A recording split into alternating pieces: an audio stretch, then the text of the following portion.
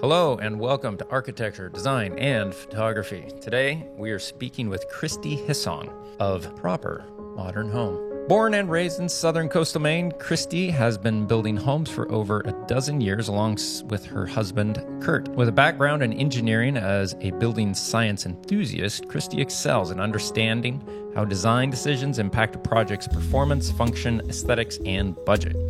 Christy expertly guides her clients through each phase of the build process with her collaborative nature and attention to detail. She naturally forms meaningful relationships with each client and develops a deep understanding of their goals, values, and lifestyle to ensure their home exceeds their expectation. Along with Christy, you get in that full package Kurt Hissong, president of Hissong Properties LLC.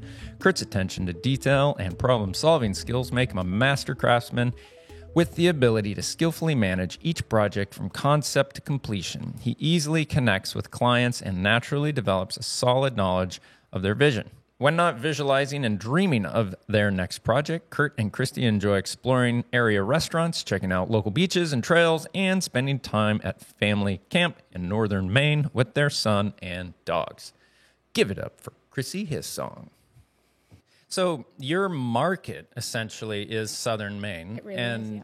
I identified, not being from here, I identified Biddeford as back in the day, it was the last stronghold of white trash on the sea.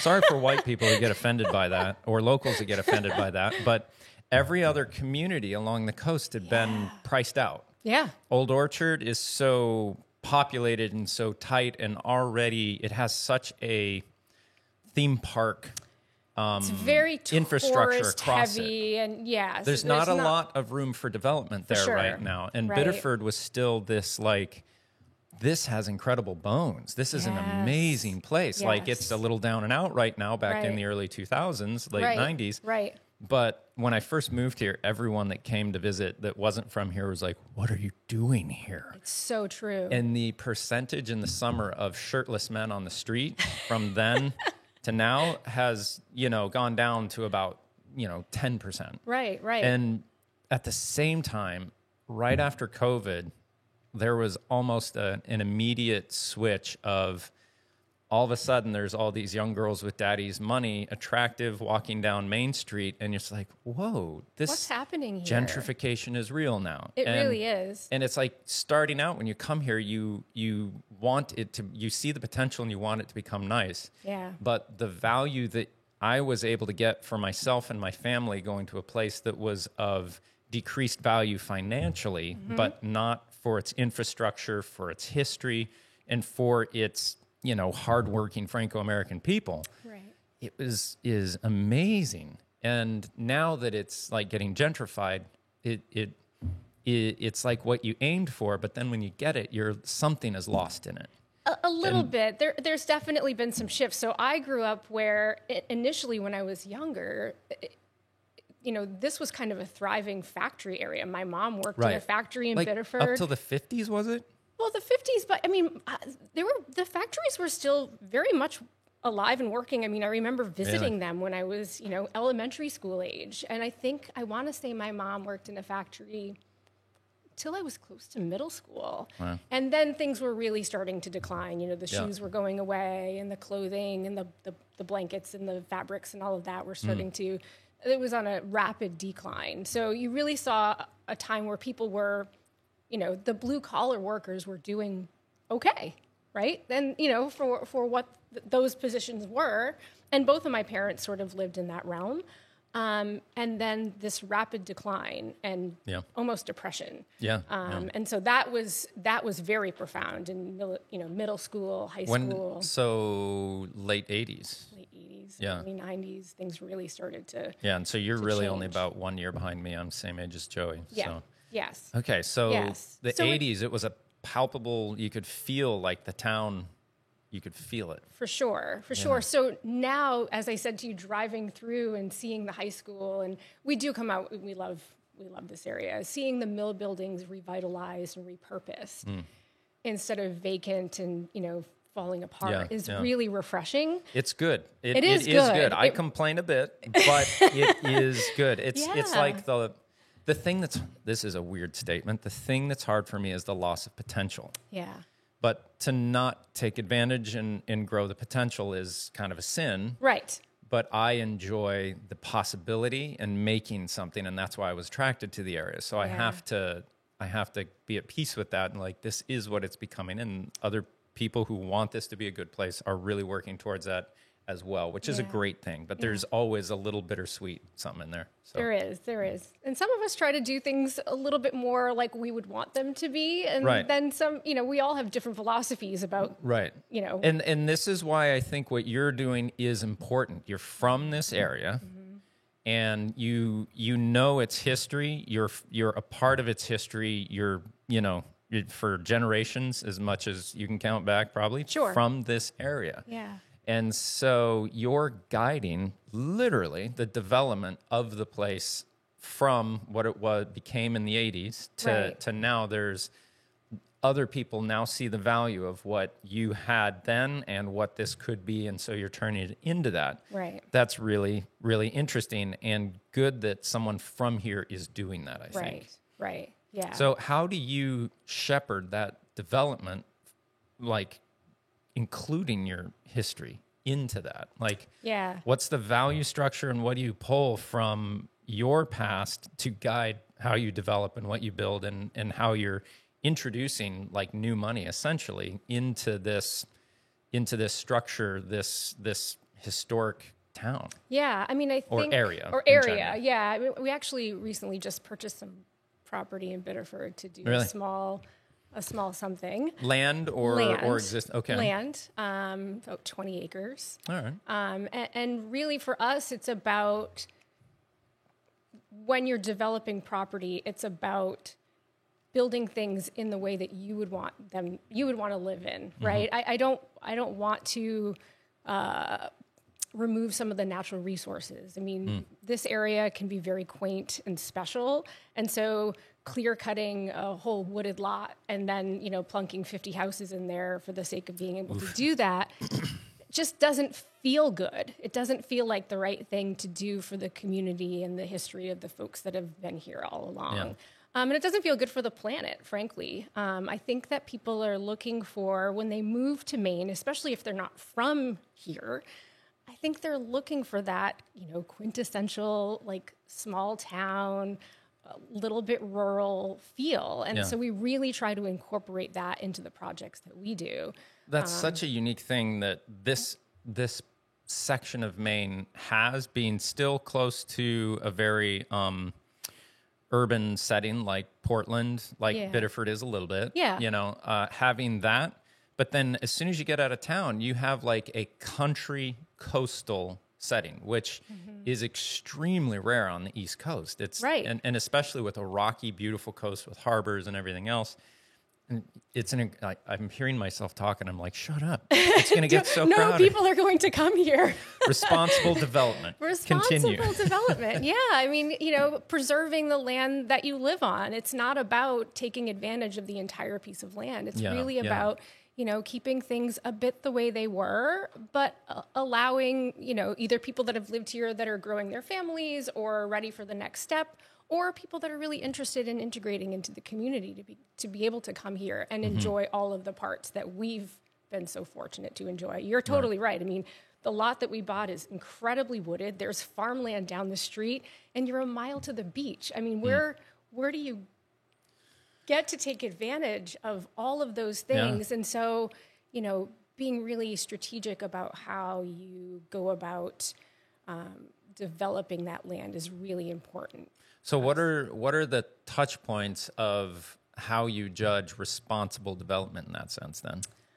In some of the developments we've done, we've kept a significant amount of land in preservation. And then we tend to do more of a cluster development. So the lots are maybe smaller than you would be allowed in that area. So there's, of course, planning boards and all of that kind of thing to do that, but you're preserving a much larger area and providing a nice natural buffer for wildlife and trails and the folks in the development themselves or outside of it to be able to explore and enjoy.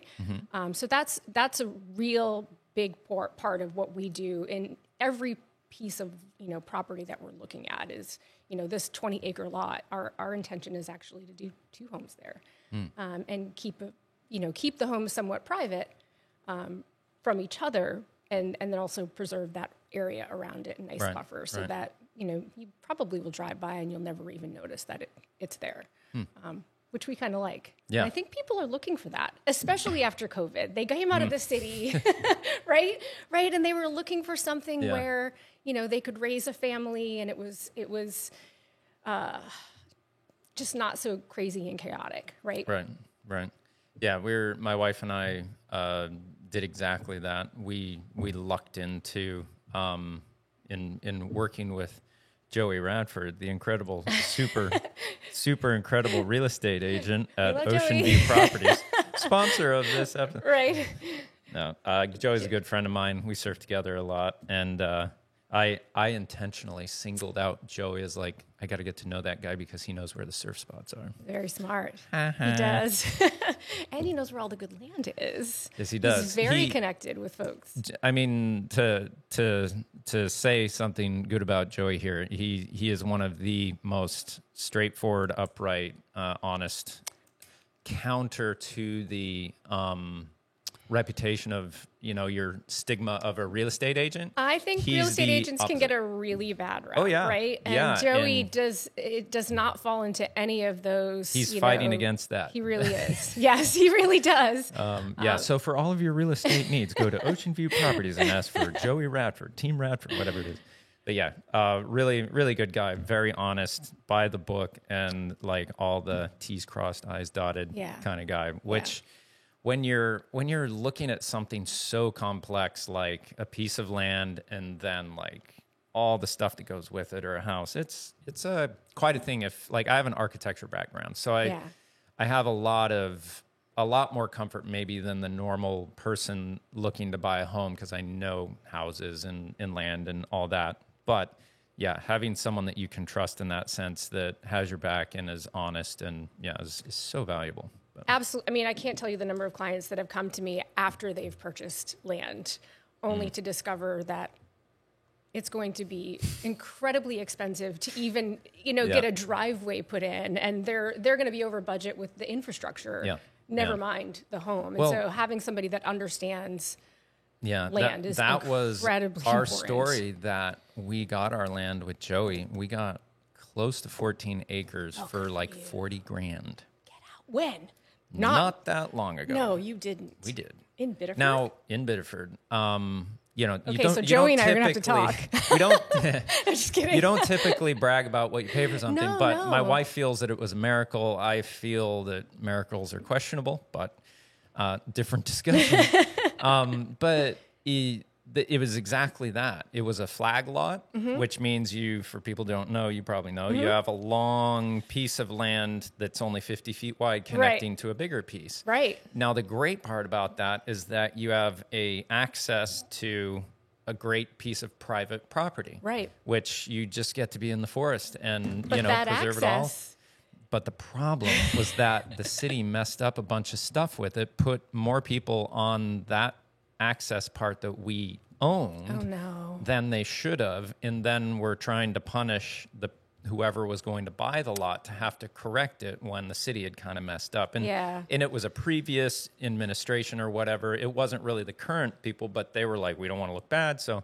But then they met my wife, who is very, very, very, very, very, very, very persistent, and we got it done. So, thank you, sweetie, for getting that done, and we're in a great situation now. But we saw, this is an opportunity because of the issue. Yes. And so if you have people working on your team that kind of know how to deal with that, I had an ability to understand codes and how to get around stuff creatively and legally. Right. But then, kind of work it out. And with Joey, we figured all that out. And now we're in a really good situation because of it, which good is for you. Yay. Yeah. But I also knew that we weren't going to find a place to live in this area as time kept going on without really being able to find that deal. And the thing I found, and you probably know this as a developer, it's kind of like you have to be ready to pounce. You do. And I'm sure Jason's story, Joey's brother, and the stuff that he's been able to do because he was ready to go. Yeah.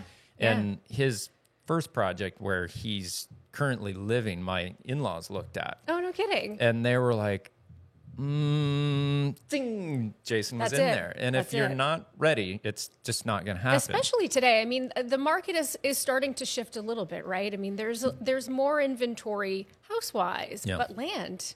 Right. We like to say they're not really making any more of that. So, right. You know, when there's an opportunity that presents for whether it's a single lot that you're looking for your family or a small development like we do, you do have to be ready or the opportunity will go away quite quickly. So the preserving natural resource, a touch point for development for you that's important. Absolutely. And then when it comes to the actual beauty of what you're putting on it, the beauty of how you develop the land and how that translates then also into the efficiency of things as well and the longevity of it. Because if you put up an efficient piece of junk or an efficient, well-working, ugly thing, it'll just get torn down later. Absolutely. So how do you, first of all, with land development, keeping it beautiful, how do you approach that? Like, what are some touch points of just the aesthetics that you work on to make it long lasting? Yeah. So, I mean, again, keeping the raw land as natural as it possibly can be, and disturbing the areas that make the most sense is really important. And in terms of for the individual homes, we're super mindful about positioning. It's nothing to turn a home 3 or 4 degrees so it's not directly facing a neighbor. Now, to be fair, though, you do have to have the front door facing the road with the sidewalk that no one ever uses. Right. And it has with the great big farmer's porch that everybody insists on today that is incredibly expensive and is one of the first things I recommend taking off. So, yeah, I mean, being really mindful about positioning of homes. Is there a view? Where's the southerly exposure? So being mindful of how people intend to live in the space. And you're absolutely right. Designing and constructing homes in a way that will stand the test of time. It's great if you want to build a beautiful home that's efficient, but if it's going to rot and mold in 10 years. Right. So the technicality comes in pretty quick. Yeah. That's really important as well. Now, with land and landscaping, like we found on our property that groving, is that a word? Grover. We rented Grover from Sesame Street and had him grow. But when we cut out where we wanted the house to be, we wanted enough sunlight to get in so you didn't, because we rented a place in Cape Porpoise. We actually rented Jason's home for a little while that he had initially bought, renovated, and then built his place.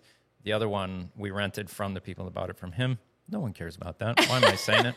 But anyways, we rented there, but then we rented another place in Cape Porpoise, and it was just enclosed in trees. And there was like moss growing on the roof and everything else, and it was quaint and kind of neat, but you could feel the darkness and the dampness and from the dampness. It was a little too much. Oh, gosh. We lived in a house. We recently finished building our own house, and we rented a home for a period of time, and it's exactly as you described. It's the same experience. That overgrowth of trees and the moss on the roof and that heaviness in the air that you just... Yeah, there's a humidity in There's it a humidity, like, and of course, this was built... The gentleman that built the home, I have to think, because we took parts of it apart, that he had really good intentions and was trying to do some of the right things, but, there was certainly things growing that you wouldn't want to be growing. I don't want that growing. And you could smell things that were just not things that you'd really want to live with. So being really conscious about, you're right, clearing enough of the land so that you don't have that overgrowth, but also being mindful to not clear so much. Right. Everybody wants a big yard today, and I always remind them that the more yard you have, the more mowing and maintenance, and who wants to do that today? Not me at all. I don't know. We're so busy. We don't want to spend the weekends doing yard work. The interesting thing with that, though, is for me, a lawn is almost easier to care for than if you disturb the forest, then stuff starts to grow up that's unpleasant as well. Exactly. And my wife keeps hammering this point home, and she's like, well, if you clear that, then you're going to have to maintain it. That's right. If you clear it, you're going to have to maintain it. And I'm like, but I need the light. I need the view. I'm a visual person. Yeah. And I don't think we cleared too much, and I'm happy how we kind of groved the edge of where we cut in. We left a few trees kind of out further than the others, and it creates these areas of kind of fern growth and other things that come up, but not necessarily just like field stuff, right. which has been really nice. But right. we do have an open area of kind of field that I think we're going to go maybe with like a field flowers mix of planting or something once I get all the smaller rocks out, so we can mow that just like once a year at the end of the season. Right. But during the spring and everything else, it grows just up and flowers. Naturally. Yeah. We're going to put like a thing of bees like right in the middle and just mow a path. It's very much like the British English parks. Right. They'll mow around the edge. It's kind of like trimming a beard. They just kind of like mow around the edge. My wife and I, when we went there a few years ago, I was like, what is wrong with this park? It's all grown. But then I noticed around the edge, it's very neatly kept. Exactly. And I was like, oh, that's really nice. That makes a lot of sense, doesn't it? Yeah. So stuff like that for me, when I look at developing land, I never, and I don't mean for sale, I mean just developing into an aesthetic for me for living in an area. Right.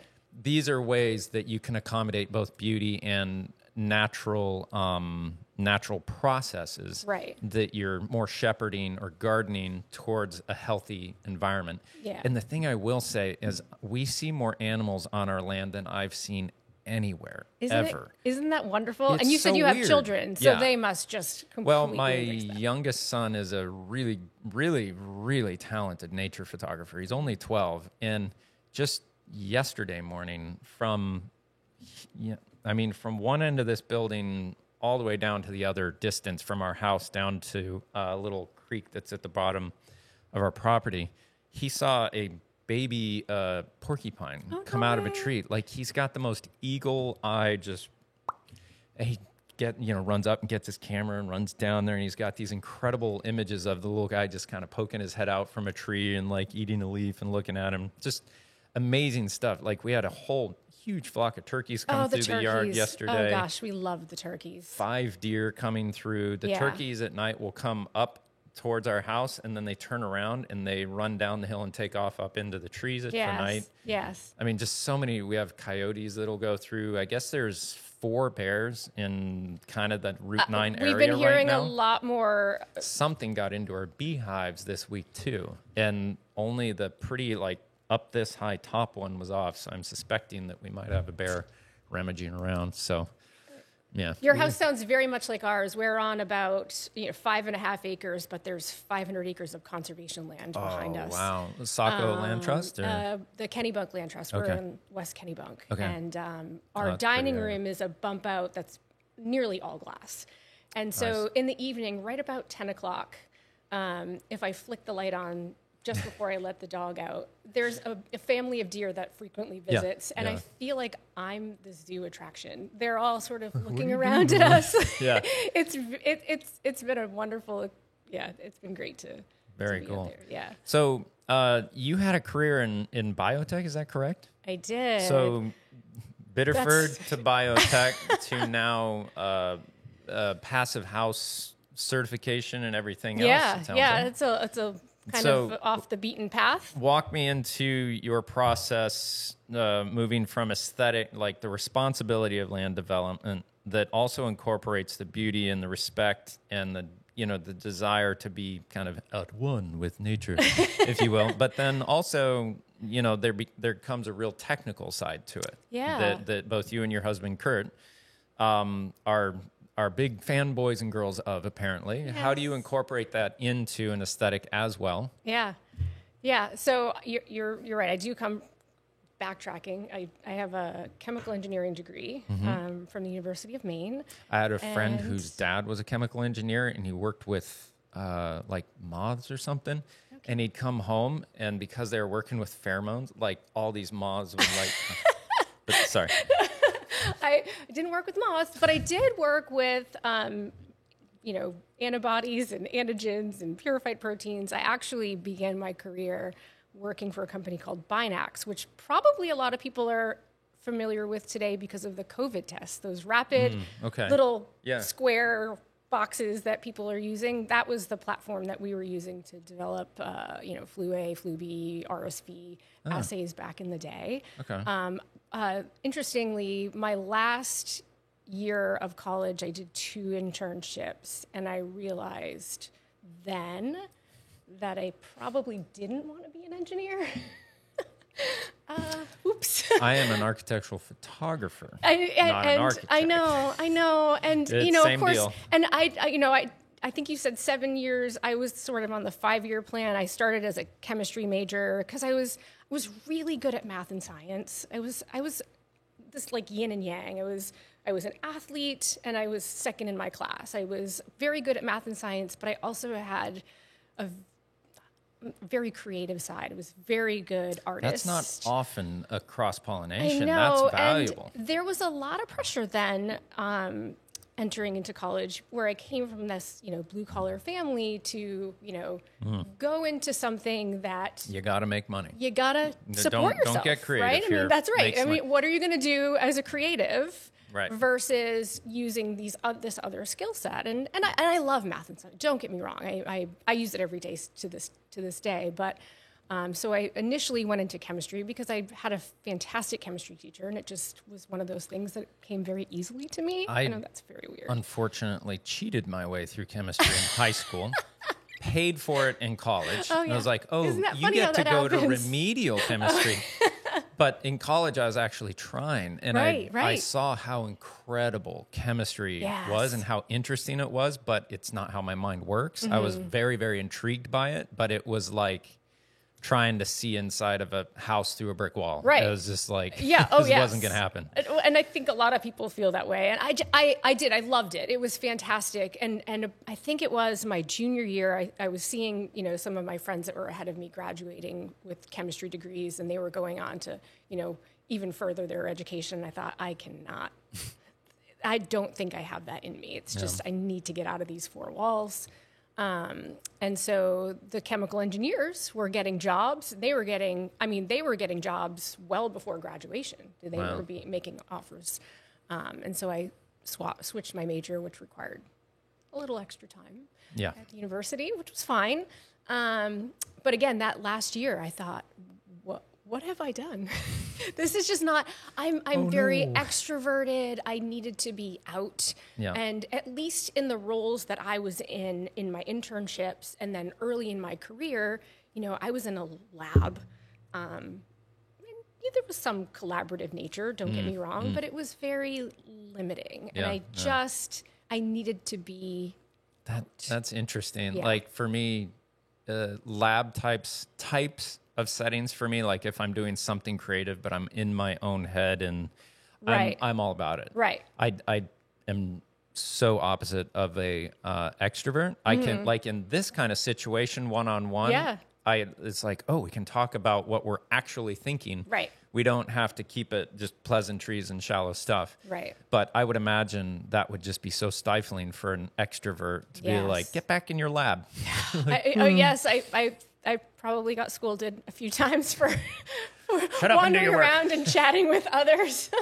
And so I was fortunate enough to be picked up by a company doing technical sales. So I worked, most of my biotech career was in technical sales. Wow, you must have done really well because to be an introvert, to know what you're talking about, and to be able to think, or to be an extrovert, know what you're talking about, and think creatively, and be able to sell. Woo. Yeah, no, it was great. It was a fantastic career. Wow. I loved every minute of it. It wasn't the right fit as I got ready to start a family. Yeah. Right, you're on the road that'd all be the hard. time, once my husband and I got married and decided to have a family, it was really important that I was home. Yeah. And feel very lucky that I was able to do that. So it was kind of naturally, it was just time to do something different, right? I had a great run. Also, to be able to, because that's a huge kind of, stripe on your, thing. Like, I'm successful outside, like, people think highly of me. I am known That as is being really incredible. hard, right? I'm wearing the suits, and Now I'm going to go play little games and change diapers. Yeah. And like, why would you do that? Well, there's a deeper value here that is not about me. It's about giving that back to what I've brought into the world, which is so incredibly difficult, I would imagine, to step away from that and make the decision for that. No, there was a light switch that went off one day. Oh, really? It was like, it's time to have a family, and it was the easiest decision ever. I'm out. I'm Wow. done. You can always go back. Yeah. There's nothing preventing you from going back. Getting back into biotech might be hard. It's rapidly changing, and I think that's where the connection for me was with building. Once our son was old enough and in school, and I was able to really get more involved with the family business, which is where my husband comes in. He's been in construction for 35 years now. Oh, wow. So he's older than us. Sorry, honey. So he's very old. He's very experienced. Knows what he's talking about. Yes, and is not easily disturbed by all these trends and everything changing or whatever. He's a rock. He is solid. He is rock. That's right. All right. That's right. And so initially I thought that I would just sort of be in sales for him, and marketing and sort of helping him, attract more clients and all of that. And what I learned very quickly was that I loved the building process. I loved the design.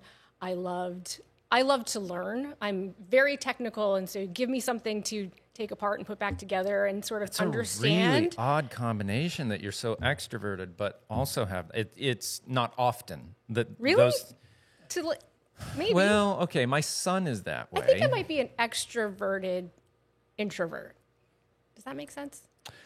Because there are moments where I really want to, okay. I need to be home. Yeah. Right? Yeah. I need to step away from this and not Interesting. be putting myself I'm like always looking to be by myself. Where can I be alone? Creating something. Or, Yeah. I think that being in sales was kind of like that. There are many times where you find yourself alone, right? You're in the midst of traveling and the glamour of travel. Right. And then there are times where you're surrounded by people and you're giving presentations and you're entertaining and all of that. And same thing with building. I mean, there's a lot of things that happen behind the scenes by myself, right? The estimating and the planning, and the figuring out of how to make the budgets and the performance and the aesthetics all sort of come together. Yeah, a lot of that happens behind the scenes. Are you a whiz with spreadsheets? Maybe. I do enjoy a good spreadsheet. I love a good spreadsheet. You can program in those things to communicate to each other. That's it's just a one button thing, and it's like I did it once, and it all does it now every time by itself. That's a beautiful thing. It is a beautiful thing. Yes, for sure. That's a creative act of accounting, or kind of, in a way that's actually pretty fun. But accounting, thank God I don't do that. That is not. I took an accounting class, and they wanted you to balance the books for a bike shop or something. My bike shop went bankrupt like every time I tried. It's just like, we have somebody that does that for us, thankfully, because I can math all day, but there's something really anxiety provoking about accounting. Yeah. Like bean counting, they're not all in a row. Yeah, and God forbid you have one penny off and then you have to find it. That's just I remember my parents telling me, you got to have a checking account, you got to balance it. You got to balance your checkbook. And like, I have an accuracy of within maybe $500 at all times, just in my head. Yes. Like, I always know in my head roughly where we're at. Yes. Occasionally I get that email like, so-and-so is overdrawn and it's pulling from here. And I'm like, yeah, all right, we'll be okay. I have never once done books ever, because like right from the beginning I was like, I'm just going to do it all online banking, so everything's tracked. That's right. For me. Good. That's done. Exactly right. So, yeah. Sidetrack. Anyways, sorry. Technical. I will sidetrack us all day long. Don't worry about that. Getting the technical parts of a building to work aesthetically along with everything else that you do. That interest in the passive house stuff and how you implement that and make it somewhat affordable for somewhat normal people. Yeah. That's a hard target to hit. Well, I think that we don't think it has to be an all or nothing. You know, yes, we're Passive House certified, and yes, we believe in the principles, but there's that whole curve of diminishing return, or, you know, you can spend a lot of money to get to that performance that you're looking for, but there's kind of that sweet spot in the curve where you may not have gone all the way, right? But are you going to notice that incremental difference that you would gain if you did? And so oftentimes it's when we're having conversations with our clients, it's not necessarily about getting a Passive House or a certified Passive House, but it's how can we do it so that we can maximize the performance with the budget that we have. And we've been very lucky because we've had, you know, this development that was a 45-lot subdivision in Arundel. Oh, wow. And you know, there are things about Arundel that are a little bit limiting. You know, you can only pull 6 permits a year as a single entity. And so it's been a very slow process. And we're a small team. You know, we have 5 employees. You know, we're not building 50 houses a year. We're building 6 to 10. Now, do those 5 actually do the construction as well, or do you operate as a general contractor? And it's a little bit of a mix. So we have somebody in the office, you know, doing the business side of things. We have a project manager who was formerly our lead plumber and was ready to take the next step in his career and had been part of our team for a long time and was really familiar with how we operate. So he's moved into that role. We have an electrician on staff. We have a finished carpenter on staff.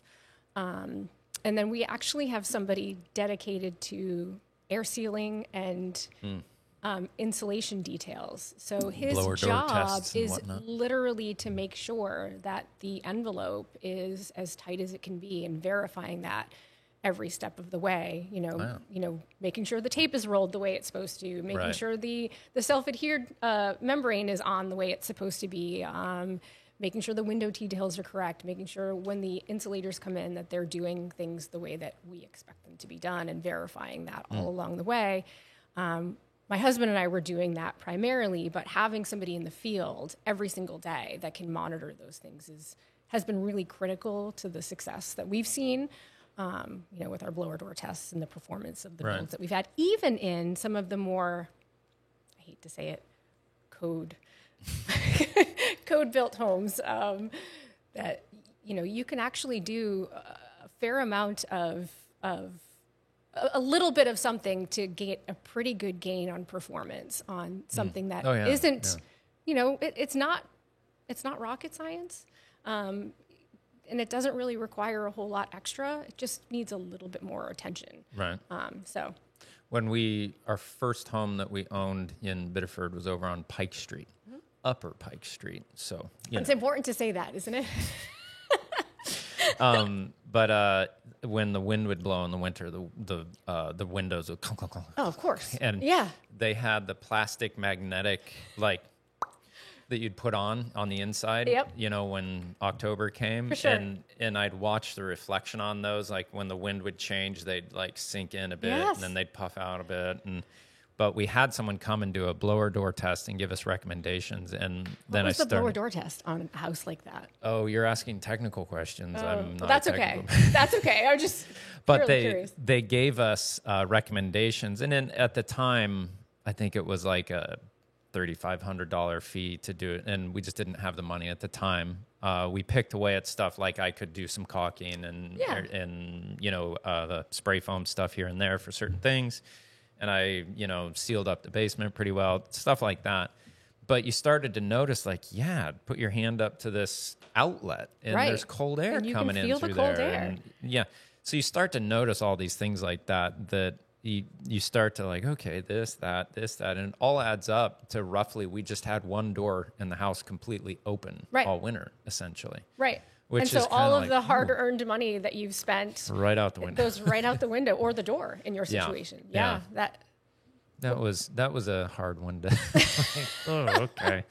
Yeah, I think we got a tax return one year and invested in like some, you know, like double pane vinyl windows at the time, which made it so much better. Which makes a world of a difference. And if the install was better than it was when they were originally put in, that makes it, you know, even better for you. Yeah. I had something I was going to mention that I thought was really important, but it'll come back to me. we're both in our late 20s, so that kind of happens. I'm sorry. I used to say 29 until I think he was 11 at the time. My son goes, "Haven't you been 29 for the past few years?" A long time, Mom. No, I don't know what you're talking about. So Passive House certified. Now, do you guys work ever as custom home builders, or is it always developer, and is that by a specific reason and choice? Yeah, so in the past, we've been doing a lot more development work. Okay. As we're wrapping up this development that I've shared with you, our team has gotten smaller, somewhat intentionally, because our plan moving forward is to be much more focused on custom high-performance builds. We certainly are talking to other folks that may not want to go that far, but I think we enjoy the custom build more so than these larger developments, and we're just not outfitted for that at this point in our careers. So development moving forward will be more like this project in Biddeford, where you acquire a small parcel and you do a little something, but these major developments are just not a place where we want to be, because I think I enjoy how each project can be different when you're in the custom realm. When you're in a development and there's 45 homes and you want them to look like they belong together, right? These are not just one-offs, or it's a community. You're selling a whole vision and not just a single home. So having the opportunity to work with different kinds of clients and different styles is much more appealing than, doing something more routine. Yeah. The creative part of you starts to get a little choked in. It does. Like you have to focus on the creativity of the overall project, but then you get caught in, you're building 45 homes for quite a while, I imagine. Right. Well, and, over the years, my aesthetic that I'm drawn to has changed dramatically, and it doesn't necessarily lend itself to what we may be doing in some of these projects. And so, as you move into Passive House and, even, again, just high performance, I feel like there's a shift in aesthetic as well that's much more appealing to us. And the challenges of getting to that aesthetic too, right? Yeah. I mean, most of the time, it's not something you're pulling off the shelf. It's, how are we going to make that? Where's that going to come from? And so it's a far more rewarding process than just, There's a lot more creative energy and creative emotional return in the process of doing it. That's a quicker turnover. Right. And there's that collaborative nature. I mean, again, working with people. I mean, we like to be pulled into the projects really early on, working with the architect, if there's an interior designer, the engineers, and the clients, to kind of build the team early on, so we're all on the same page right from the beginning. I think that's where you get the best plan, right? And there's no surprises to the client. I can't tell you how many times we've been given a set of plans from a client, and it's not something that they could really afford to do.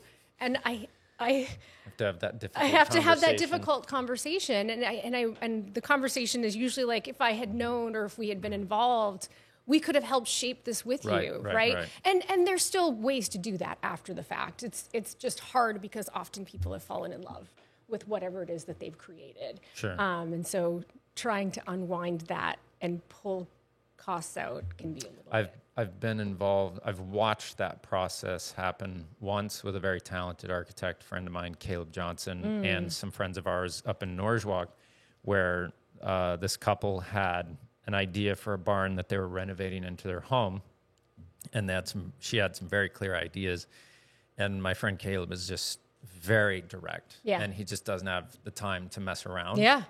And so he, gets out trace paper and walks the space, looks at their ideas, and within 5 minutes, he added probably easy $25,000 to $75,000 of value just in design suggestions. And the initial response to that, like you've probably experienced, is like, no, but we want, and I watched, he knows what he's doing because he's been doing it for so long. and he knew how they're good friends, and he knew how it was going to be received, but he knew she'd see it. Yeah. She's very aesthetically talented. Yes. She's very artistic, very aesthetically talented. But when it comes to laying out a floor plan, it's a really difficult can be a problem. very difficult concept for many people. Oh, to yeah. envision. Even people that are trained in it. It was a hard thing for me going through school and everything to be an architect. But still, when you come down to that, all right, the sun's from here, I enter here, but I want that there, and I want the aesthetic. There's so many moving parts. So and I true. watched him just in 5 to 10 minutes watch her go from like, to, yes, yeah. You know, she was like, I see it, you know, and now we were up there a couple weekends ago, and it's just this beautiful space filled with light. She has this beautiful kitchen, and she is really, really talented with color combination, and she makes these soaps that are just, every time we run out of the one in the shower, I'm excited to be like, go get the, what's the, there's charcoal, and then maybe some mint, and, you know, it's just really cool stuff. But that idea of, you know, bringing in the value through design and the difficulty of that in dealing with the expectations that have gone incorrect because they've gone too far down the road that you have to deal with is a real issue. How do you interpersonally, how do you deal with that? And I know that I've had this experience personally. Sometimes if I'm working for someone who might be the same disposition as me, it can. Yeah. And I know that if let's say the more feminine part of a family, being the man or woman, comes with an idea, and then someone similar to that person is criticizing that idea that sphere, is a real issue that you can't not know is coming. Yeah. How interpersonally, because I'm clueless here. Yeah. How do you do? Teach me, please. Well, I'm not sure I'm an expert on that, but I think, you know, building a home is such a major emotional undertaking, right? There's the financial piece, which in and of itself is incredibly difficult. Oh, yeah. Most people don't want to talk about the money part, but it is a really big part of the project, and being able to, I'm kind of a straight shooter when it comes to that. It sets the boundaries on your dream. It really does. And nobody wants those boundaries. And and for most people, you know, most people aren't building a second, third, this is their home, right? And so it's all that they have that they're pouring into this financially and emotionally. And so they think that they should get all the things, but there's a cost. There is a cost. And so, you know, balancing all of the things that they want versus what they can afford, and then being creative about how can we get some of those without wrecking the rest of the there's a real fine balance, and it really comes down to, you know, building the relationships early. And so being part of that design process, right? Before too much gets solidified into rigid expectations. Exactly. Okay. And being part of the solution and coming up with creative ideas with the architect, with the client, so that they feel empowered throughout the process instead of stifled, because they've given you a set of plans that they love. And now I get to tell them that they can't do that. So it's really, or not all of it. It's really important to build those relationships. And, you know, we get to know people. Most of the projects that we're working on that are custom, you're working with people for 2 or more years, right? You're in the design phase. I mean, some of these homes take 18 months or more to build. So, you know, when someone selects their builder, it's really important that there's a connection there, right? You do not want this, you know, butting of heads the entire time, because it's not comfortable for anybody. I mean, it can be, it's challenging enough, and there's always something that comes up in every single project, some surprise or some unknown. And just so dig one hole in the ground, you're going to get an issue. I know. And so having somebody that's going to come to you with solutions versus can'ts and won'ts or whatever, I think is really important. And having somebody that you feel comfortable with. Yeah. And I think the fact that it's my husband and I working together, I think that plays very well. You know, not to be stereotypical, but you know, often the husband is very interested in the bones of the structure, and the wife is more interested in the aesthetics and the coziness and all of that, and wants to make it home. And so being able to play on those strengths that we both have, and I think really helps foster a good relationship between the builder and the client. Right. Yeah. Well, I'd imagine your time in sales taught you about how to manage communication, manage expectations, manage redirection towards a better end. Yeah. Like all of that. Yeah. Being extroverted You know, and sociable is just a massive skill. But then also the creativity of how to do this differently each time, but Right. get the nice end result. properly placed, it seems, in your current profession. Right. Yeah. Yes.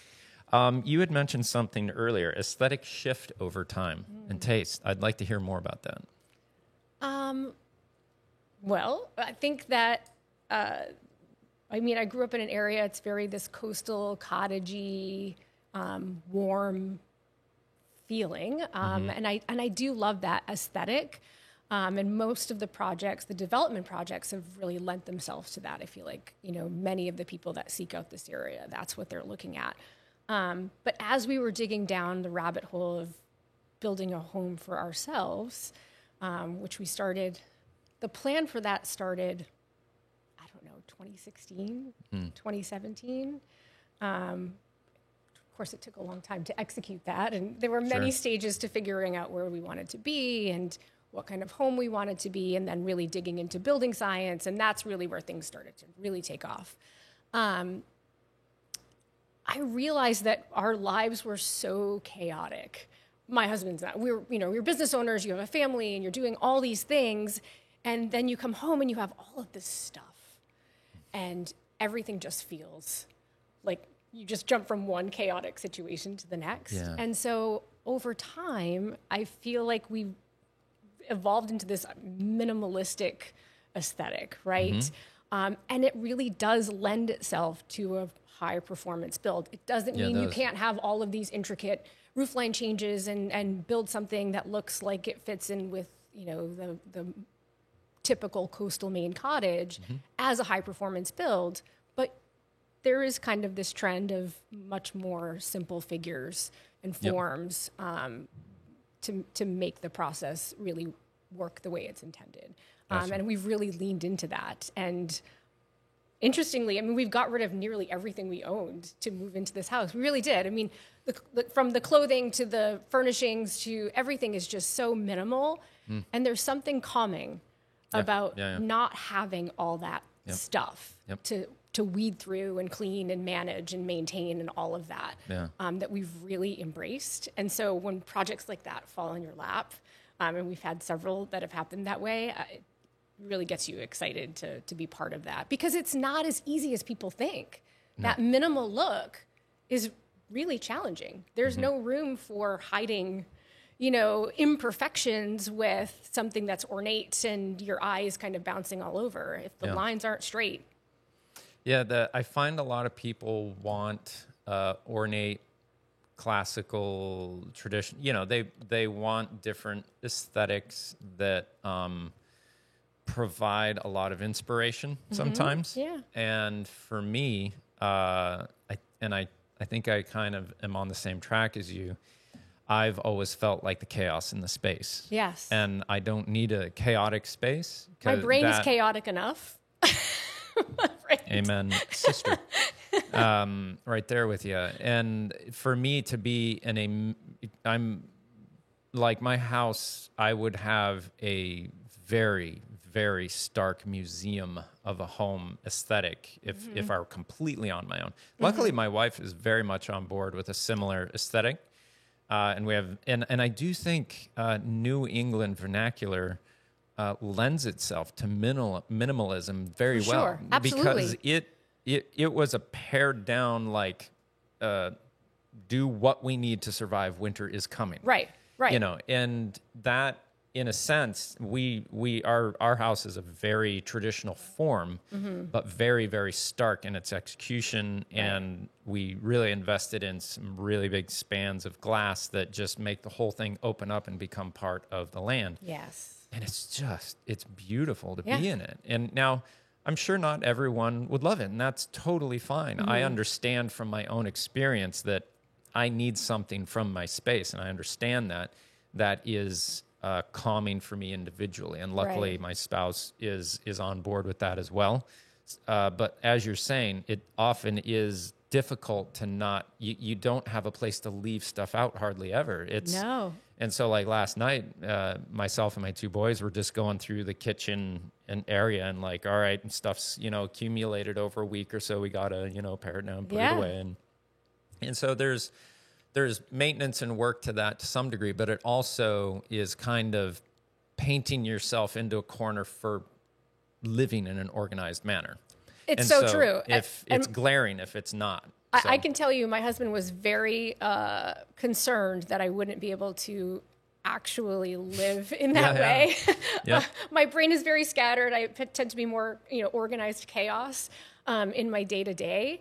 I know where everything is, and I know how to do all the things, but it may look a little bit like in a disarray for others. But getting rid of things that you don't need. Like like if you actually sat down and looked at what you own and go use what you use versus what you use, you would be shocked. And of all of the things that we got rid of in this move, there's been two things that I go, I wonder what happened to that.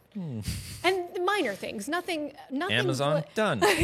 Yeah, really that simple. Yeah. But it there's nothing on our counters. I mean, we have, like you said, we have great big spans of glass. We did all those European tilt-turn windows, and we actually opted for a lot of fixed glass. So in my kitchen, I have a 9-foot by 4'6", just one big piece of glass. There's no uppers. There's nothing on the counters. Yeah. And I agree. There are a lot of people that look at that and they're like, ooh. Where is everything? And everything is outside. It's right here. It's right here, and it's outside. I can barely take it. And there's a place for it. And I think in doing that, I think if you have clients that sort of embrace that, there's also a way to, if they're trying to manage costs, you can start to downsize, because if everything has a place, then you don't start accumulating more going, where am I going to put that? I need a place for this. And that's what we found. I think, frankly, the house that we designed is too big now that we've sort of embraced living this way. Yeah. So that's interesting. My youngest son, we watched the minimalism documentary back in, 10 years ago. Maybe? No, he would have been probably 5. So it wasn't that long ago. But after we watched it, he went and got all his Legos and a lot of his toys and we were at Pike Street, and he walked out to the trash and dumped them in. Would not let his brother get them out. He said, they're mine and I want them gone. And he walked back in. How old was he? He was probably like 5. Wow. We also, yes and no good, watched that sugar film. I think it's called, it's Australian guy did a thing on processed foods and sugar. And blah, blah, blah. Yes. He hasn't eaten sugar in like 7 years now, probably. That's amazing. And he's just one of those people who he decides and does. And that's what he does. That's it. Yeah. And in his room is neat as a pin, hardly anything in it. And he's just a minimalist to the nth degree. He does work and save up. Like, he worked really hard and saved up for an electric scooter, and he loves that thing. He'll go out and work on it, and he'll clean it. And that's so neat. And like we have a camper that we Airbnb out, and we have him clean it. He's 12, and he cleans it so well. He's the hardest worker, but very interesting. Yes. That appeal to minimalism of material things and what it grants you in that sense is a lot more ability to be present, to live, to relate. Well, and with like you were bringing, like you said, with the large windows, and you're on 14 acres of land, and we don't have anything on the walls because we don't need to, right? The art is what's outside. Yeah. Yeah, we have one focal piece at the end, and then on the other side, I bought one of those Samsung frames. Yes. Do you love it? I do. Now, the thing I do hate is Samsung constantly tries to get you to watch TV. Oh, right. And it's like, would you stop? I want it for the art because my son's out shooting stuff, and it's Right. amazing. And I'm always playing around with images, and I put them up there to see them large. And it's fun to cycle them through, go through memories, and just put it on. It's amazing. I love it, but they're constantly trying to like, but don't you want to watch the latest murder? It's like, gosh, please, just do the art. That's all I want. Right. So, Right. petty stuff. But another thing I wanted to talk about. So yes, on the same page, that's interesting that your aesthetic started to change with the realization of how you lived and what that did for you. Now, are you able to translate that to clients, and can you explain it to them, and do they get it, or do they come to you already knowing that's what they wanted? Or Most of them have come knowing that's what they've already wanted. Okay. I think that people either love it, right, or it's just not their thing, Yeah, right? And yeah. so I don't think I've swayed people necessarily. I've had some success with, helping them see spatially that they don't need. as much People have in their heads. I mean, it's interesting. They'll throw out numbers. I have to have 3,000 square feet. I have to have, and then you'll take them through a home that's well designed with next to no hallways and no wasted space. That's 1,900 square feet, and they're like, "This is exactly what we were looking for." And then Yeah. you tell them, and they're like, "There's no way." And that's the difference between something that's very well designed and thoughtful versus let's just make the rooms as big as we can, or really don't. Yeah, trying to appease somebody based on size versus Right. what their actual needs are. Our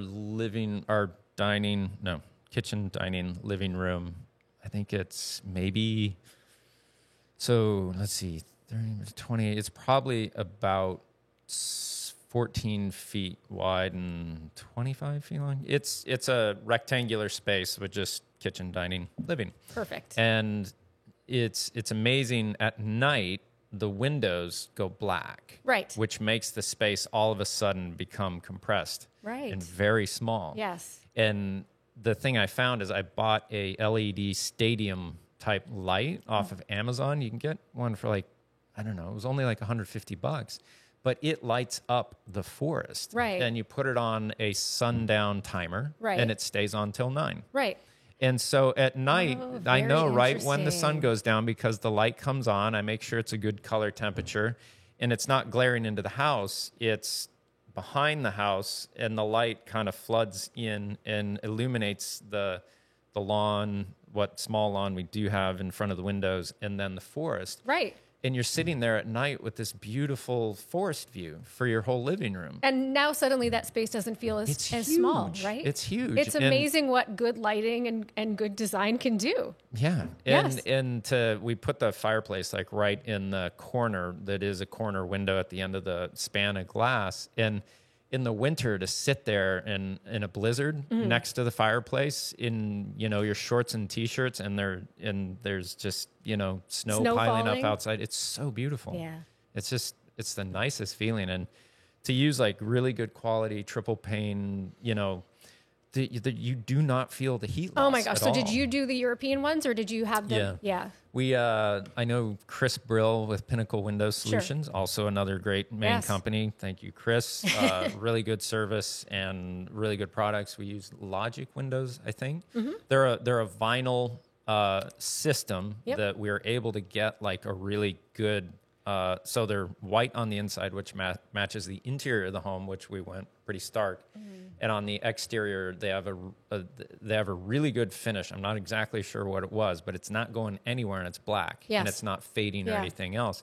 And it blends in with the aging cedar of the home. So it's this Beautiful. really beautiful aesthetic.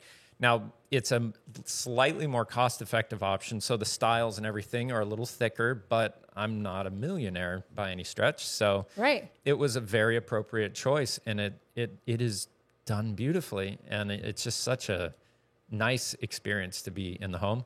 Now, but, you know, like as you're saying, Yeah. it's not for everybody. And Right. it's funny, we have occasionally like a contractor for, you know, like a heat pump or something will come by and they'll walk into the space and they're like, wow, this is really nice.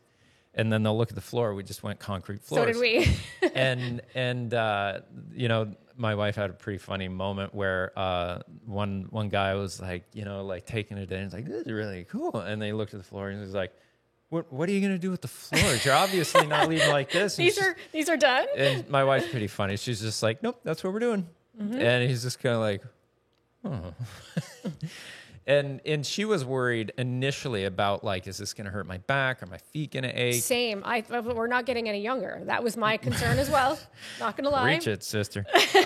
But it's not been an issue. And if it is, put on a pair of house Crocs. Well, and okay, often, how many times are you standing all day long in your home? You're not. Never. You're sitting down, you're standing up, you're walking around, you're moving around.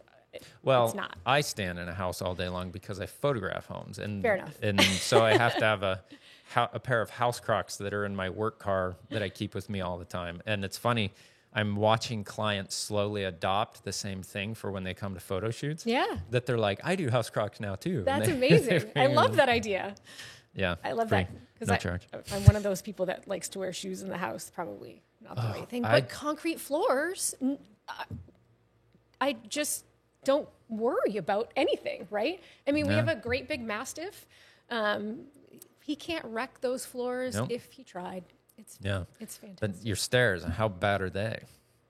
They're actually not terrible. Yeah. It's been a year, so they're in really good shape. What kind of wood did you use for your stairs? White oak. Okay, we went with, I think, Southern Yellow Pine or something more cost effective. Yeah. And unfortunately, our dog is no longer with us. He was a little guy, but even so, like just from the claws. Yeah. Keeping the nails short is him. really, after a while. But it's not that big of a deal, you know. But yeah, now little kids in concrete floors, buy a football helmet for them for the first little bit. But then, you know, you're going to have to put tennis balls in the corners of tables anyways. Exactly. Fortunately, Griff was a teenager by then, so we didn't have to worry about the concrete floors in that way. But they're fantastic. And going back to the windows, they are a very cost-effective option for folks. You know, I was concerned the first time we were looking at using them on a project, and I thought for sure they were going to just completely blow the project budget out of the water. But you know, they're quite comparable to what you can. Well, especially if you go with a lot of fixed windows and then strategically use your ventilation windows. So true. I mean, I always go back to the example of this great big, 9-foot long window that we have in our kitchen that's just fixed glass. Yeah. I want to say that was $600 or $700. Oh, wow. Yeah. And there's a window in the pantry that's operable that's about, 2'8". It's a very tiny window just for some cross ventilation, and because the pantry's all open. And I think that window was like $1,800. Yeah. So it's just because it operates, right? So there's that difference. So if you are strategic, and I'm allergic to everything, so we don't open windows very frequently. So if you're strategic about where they live, and you use operables wisely and then use lots of fixed glass, it's actually a very cost-effective way. Yeah. The installation can be a little bit more tricky when you do that. But. Yeah. You have to be careful with that. And if it's a window that goes all to the floor, the glass gets a little more expensive. The glass does get a little bit more expensive. We did probably 7'6" by 5 times 6. So, a big wall of floor to ceiling glass, but it's all fixed. Right. And then there's a door at the end to go out on a porch, and that's operable. Right. It's a door. Right. And that's you where can your put door a screen is. on it. Right. It's fine. Yes. So these creative out-of-the-box thinking, like if we had done the same house but done traditional wall and, poked hole windows, right, it would have felt incredibly tight and no good. Right. But this, it's so nice. Right. It really is. So, first of all, air handling. How do you deal being allergic to stuff and having a tight home? Yes. You're going to have a lot of air handling issues, and a really tight home can stink and not be very pleasant if air handling isn't handled properly. What do you guys do for that? Correct. Yeah. So our preference when we're putting in an air handling system, and when you're building passive house or even homes that you're building, again, you don't have to go all passive. Exactly. You're going to need to have some mechanical ventilation, and hopefully it's balanced mechanical ventilation. We tend to steer clients towards Zehnder. Thank you, Zehnder. Not sponsored, but they're kind of the gold standard. It's an incredibly easy system to install. It doesn't require metal ducting or anything like that. It's all flex tube. It's very straightforward to install, and their efficiencies are fantastic. And so for us, when you're getting blower door tests of 0.4 or 0.28 or something like that, you really need to make sure that you're exhausting the stale, smelly air, and that you're bringing in fresh air. And these systems are bringing in fresh filtered air 24/7. And does it bring it across like the exhaust air? Does it? Yeah, that's get fantastic. Heat from so that? it's an air exchanger, right? Yeah. So it's bringing the path sort of cross. They don't directly cross, but it's a heat exchanger. It's kind of like a car heater in a sense. Exactly. So you're preheating or pre-cooling, depending on the time of the year, the air that's coming into the house. So that if it's -10 outside, I'm not bringing in -10 air that then I now have to heat. The air that's exhausting, that's 70 degrees, is sort of pre-warming that air. Right. Sometimes it needs a little bit of a boost in the colder months. So that you're preheating that air, so you're not bringing in cold air. But that air is filtered, which requires some maintenance, right? And depending on how you live and pets and, time of year, pollens and things like that, filters need to be changed more frequently or less frequently. But anecdotally, I'm someone that has pretty severe asthma. I'm using less medications. I'm more comfortable. I'm allergic to my dogs. I'm allergic to we don't open windows very intentionally, and I have never been more comfortable in a home than living in this style of home. It is by far. I mean, we have a dehumidification system. I mean, you really have to, when you make homes that tight, you really have to be managing. The humidity in the room. In some homes, we have to add humidity if there's not enough occupants to make enough moisture in a home like that during certain times of the year. So whether it's humidification or dehumidification, and then the bringing in the fresh air and exhausting the stale air is critically important to the success of the building, because you don't want the building to rain. and you certainly don't want to create moisture issues, which will, cause other problems that nobody wants to. The dreaded mold. The dreaded mold. Exactly. Yeah. Let's see. I was going to reflect on how old I am and can't remember what I was going to say. So I'll go to what I wrote down, air handling.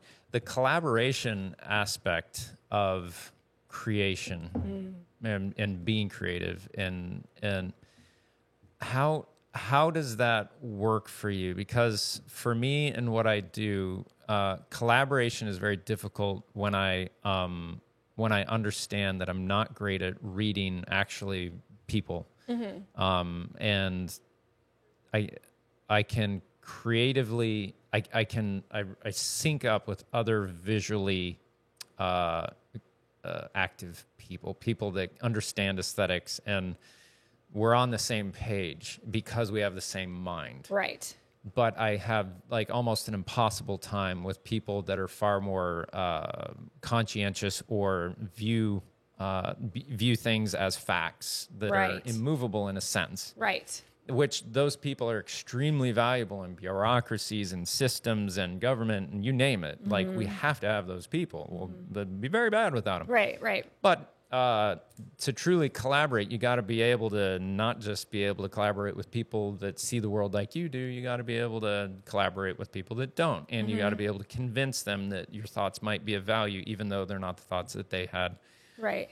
Where have you found the where to place your effort and how to collaborate with people who don't get what you're trying to show them, and how do you teach people in a sense, I guess? So you're asking, how do you teach people to like visualize? I mean, because in building, many people can't see Right. what the end product is going to look like, right? There's material choices and colors and finishes and, millwork details and all of that, but you're seeing snippets. And how does this all sort of play together when you can't actually So like see it? if you have someone come in that just cannot see what you're seeing, but they know that you do good things and they trust you. Yeah. How do you take, it's a hard thing to really pin down, but how do you kind of like, okay, you trust us, you like what we do. How do you collaborate?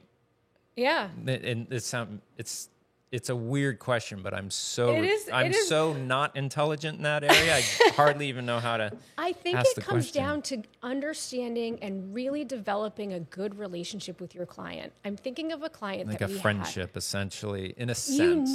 You really, really know them. This isn't just superficial relationship that's transactional, right? I mean, Now you're making me understand. I have a client that has become a friend over the years, and I know what he's thinking before he thinks it, and we can get jobs very well done very quickly. Yes. And I think I'm thinking of a project that we did in Kennebunkport. Pascal Molina. And the wife at the time was living in Indiana, and husband was here, had a job here, and so we were building a house here for them to move to. And so sometimes she wasn't here, and he was off traveling, and because of the relationship that we developed and the understanding of their vision and their ultimate goal, oftentimes we were creating mock-ups initially, because you certainly don't want to do a full install without getting full approval, but you were able to basically extrapolate what they were thinking and bring it to life in a way that they could then see, if that makes sense. You really need to get to know your client. Again, you're building homes that take years. How do you build relationships with clients when it's, not first and foremost, but it's such a financial exchange of services that you then, and this is where my lack of perception or intelligence in this area comes in. It's like, if I'm not first and foremost a friend, this is a business transaction. I'm not going to pretend to be your friend. Right. But that's not correct. I get it. Yeah. I mean, I don't want to say that you're their friend. I mean, you build these friendships. It's a mixing of those things that I maybe need to come off of my idealistic, thought process on that. And most of the time when you're working in the very early stages, the pre-construction stages, the design phase, right? You're not meeting for 20 minutes or 25. It could be hours. You're having coffee with these people. You're getting to know them on a much deeper level. And again, I think going back to that husband and wife team where, there are many side conversations that happen in the design phase and throughout construction that, my husband Kurt may have with the husband. And then I'm like, well, I was walking around the back of the building with the wife, and she kind of mentioned this. And so then something comes up later, you bring those things back to life, and you kind of act like a marriage counselor in some ways, and you bring up these topics together in front of them. And I mean, it's really... Oh, there's so much marriage counseling and building a house. You're almost like a hairstylist. Can you imagine being the paint guy at Home Depot? Oh my gosh, right? Oh, I can't. No. So it really is about developing those relationships, and it doesn't happen overnight. And I think when people are deciding who to work with, and who to design their home with, and who to build their home with, hopefully they're selecting people that they can build. They have a level of comfort with that they can build that rapport. Right? Yeah. If you just choose somebody because they were recommended or they were available, that may not be the right fit for you in the end. I mean, this is a relationship that has to stand the test of time and be able to go through ups and downs, right? I mean, there are many times where you have to deliver news that isn't something somebody wants to hear. Timeline changes. That material that you wanted has just no longer available. Oh, during COVID, it was 400% more than than you were anticipating. And, you know, there are many times where you have those conversations, and that's where you get to know people. And you can keep it very superficial, but I think Kurt and I very naturally, we just get to know people. We're not big enough where we can have the liberty of somebody is just a number, right? When we take somebody on as a client, they kind of become part of your circle, right? Yeah, that I'm learning Does that make here. sense? Yeah. No, and you're making sense. I'm the one who doesn't know these things, and I'm trying to learn because I know it's a part of me that I am tragically self-centered in my thinking and perception, and it's very difficult for me. I would imagine I'm close to the spectrum of Asperger's, but not complete. You know, but it's a spectrum. Sure. I'm closer to there, we'll say. But to the analogy that I can pull out of it that I think you're illuminating for me is I have a friend, well, you might know Carl Ramsdale. The name sounds familiar, probably. He's infamous, we'll say. Carl. So he's an incredible nature photographer. And he has no business being this talented at it. Right. He just picked up a camera after working with me a ton, after being around it a lot. No interest ever. But then, like, just all of a sudden, within a year, had thousands and thousands of followers on Instagram, and he is incredible at nature photography. My son just picked it up. Does not know how to work a camera. So what is he shooting with, like an iPhone or something? He's got the biggest, most incredible camera you can own, puts it on automatic and blows anyone else out of the water that picks up a camera to photograph animals in this area. No discussion about it. Incredible. So he's telling me he learned he learned from hunting how to apply it to photographing animals. And that if you come directly at a subject, you spook them. Right. And so he'll go to the side and work that way. Right. That's what you're doing. Yeah. Like I would go like, all right, you need pictures of that right That's what there, I'm doing. done. Right. Great working with you. Please pay me. And I'll tell you what's going to cost ahead of time and it'll never cost more. Good. Great. See ya. Right. Direct, clean and done. I do my job well. And generally people that work with me probably trust more what I do more than collaborating with me. I don't know, but I would assume that with my shortcomings, that is probably more, and this is why I'm trying to build more of that, because I know that's a good thing to have. Yeah. But like coming right at that thing probably feels very impersonal to a large degree, and you're not going to have the trust to be able to get that really good end result. Now, luckily, building a house is very personal. Right. Like I'd probably be really bad at doing your job. I'd have to be the developer type where I'm like, here it is. Don't talk to me. Right. Then if you want it, great. Or if just not, go straight commercial, and then it's very easy. It's black and white. But that's a great analogy that you're illuminating for me, because if you go right at something like that, there's like, I don't know you. It's kind of like someone showing up at your door and being like, do you know Jesus? Well, I don't know you. Right. So how are you? No. Right. Got it. Yes. Okay. Thank you for that. Yeah. The education of an old man. I didn't know I could talk about something so profound. I can't call myself old because that old. Yes, please. Because then I'm old. I'm sorry. And I'm not ready for that. Well, it's been a real pleasure learning, and I like to end a conversation on actually learning something that's illuminating for me, and that is, and now that I can align it with something that I already know, that's a really good thing. So thank you for that. And I'm excited to see more of your guys' work. I'd love to see some photos and stuff of your home, because it sounds like you've got like the cousin to our home essentially. It sounds like it, and yeah. The aesthetic and the ideas and the efficiency and everything else. My wife and I love our home. We love our property. It's kind of it's our retirement essentially at this point. But yeah, really, really a pleasure to speak with you. Thank you so much. To know that someone that grew up here is also in charge of responsibly and aesthetically beautifully keeping what this place is and growing that is a really great thing.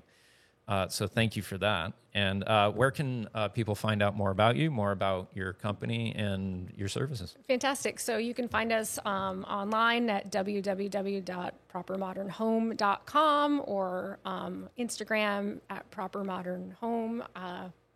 Need to do a little bit better on Instagram. I wear many hats. We're a small group, but that's where the majority of our work is showcased. And we have some fun projects coming up that we'll be showcasing soon. And that Biddeford project is in that very early stage, and we're excited to start sharing some little tidbits of what we've been planning to do there. So awesome. Thank you so much for this opportunity. It was fantastic Absolutely. To meet you, and Thank I'm you glad for that Joey coming Thank you, Joey, for connecting us. Ocean View Properties. He's going to give me so many set waves for this, right, Joey? No, this is not a favor. When he explained what you guys do and why you wanted to do this, I was like, this is great. Let's do it. So thank you so much. I really appreciate the opportunity. Thank you.